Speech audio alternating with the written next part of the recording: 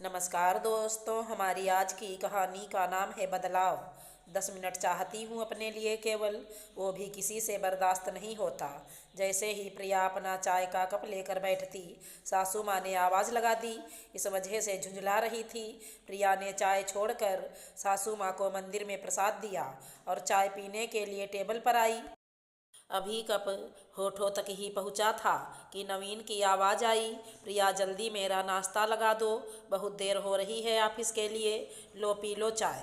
प्रिया झुंझलाकर रसोई की तरफ चल दी। चाय का कप टेबल पर रखा।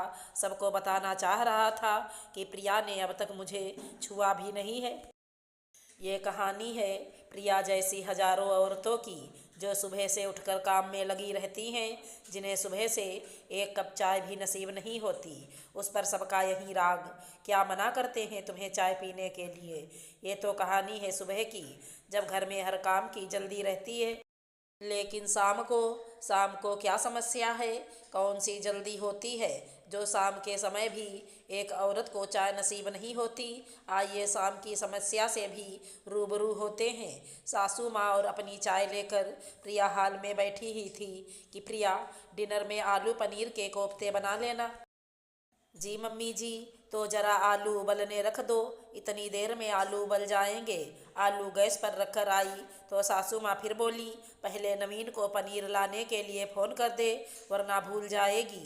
नवीन को फ़ोन किया तो नवीन ने साथ में मिस्सी रोटी, वेजिटेबल रायता, पापड़ और सलाद की इच्छा रख दी। इतनी देर बात करने के बाद चाय तो बर्फ हो चुकी थी और चाय का कप प्रिया को मुंह चिढ़ा रहा था। सासू माँ तो अपनी चाय पीकर पार्क में चल दी। प्रिया वहीं खड़ी सोचती रही कि इस सब में गलती किसकी है। शायद उसकी खुद की ही, क्योंकि घर के लोगों को तो जब कोई आदमी वक्त बेवक्त काम करने को तैयार खड़ा हो तो सब उसका नाजायज़ फ़ायदा उठाते ही हैं। आज प्रिया ने एक फ़ैसला किया। अगले दिन प्रिया सुबह 10 मिनट पहले उठी और काम निपटाकर सासू माँ के लिए प्रसाद तैयार करके रसोई में ही रख दिया और अपना चाय का कप लेकर अपने कमरे में आ गई। वहाँ सुकून से बैठी और अपनी पसंद के गाने चलाकर आराम से चाय पीने लगी।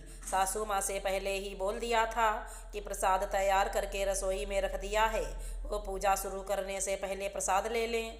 आज कमरे में चाय पीते हुए नवीन के साथ भी थोड़ी गुफ्तगू हो गई तो आज प्रिया बहुत अच्छा महसूस कर रही थी। ना ही आज उसे झुंझुलाहट महसूस हो रही थी। उस समय तो सासू माँ ने कुछ नहीं कहा। शाम को भी प्रिया सासू माँ को चाय देकर अपना कप लेकर अपने कमरे में आ गई। शाम के 5 बज रहे थे और प्रिया चाय की चुस्कियों के साथ अपने कानों में ईयर प्लग लगाकर गानों का मजा ले रही थी। आज सासू माँ को चाय अकेले पीनी पड़ी। पार्क में भी आज वो प्रिया में आए बदलाव के बारे में सोचती रही।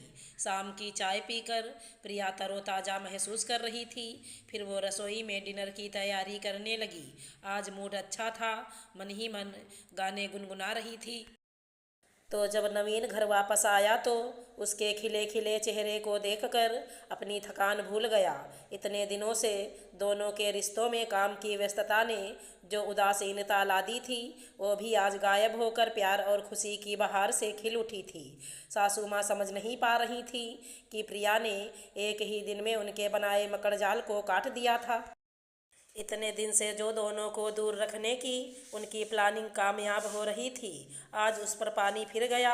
1-2 दिन प्रिया का रूटीन इसी तरह चलता रहा तो सासू माँ परेशान हो गईं। वो नवीन से बोली, बेटा, मैं अकेले बैठकर चाय पीती हूँ, बहू तो अपनी चाय लेकर अपने कमरे में जाकर बैठ जाती है।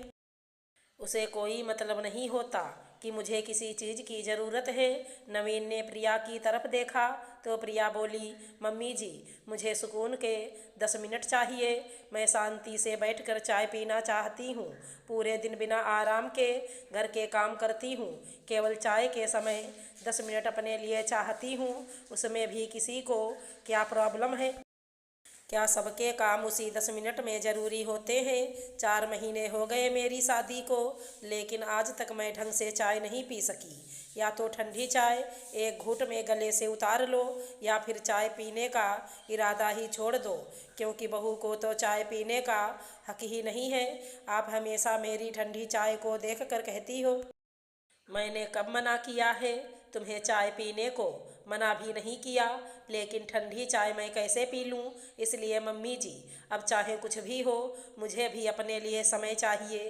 तो मैंने अपनी चाय पीने के लिए 10 मिनट तय कर लिए हैं। प्रिया की बात सुनकर नवीन ने कहा, मम्मी, मुझे लगता है प्रिया ठीक कह रही है। घर के काम उसे संभालने हैं तो काम करने का समय भी उसे ही संभालने दो। उसे भी अपने लिए समय निकालने दो। 4 दिन से उसमें आए बदलाव से मैं भी खुश हूँ। अब मैं ऑफिस में बेफिक्र काम करता हूँ, कहकर नवीन वहाँ से उठकर चला गया। सासू माँ देखती रह गईं, क्योंकि अब उनके पास प्रिया की बात का कोई जवाब नहीं था। अगर हमारी कहानी पसंद आई हो तो चैनल को लाइक शेयर सब्सक्राइब करें। राधे राधे दोस्तों।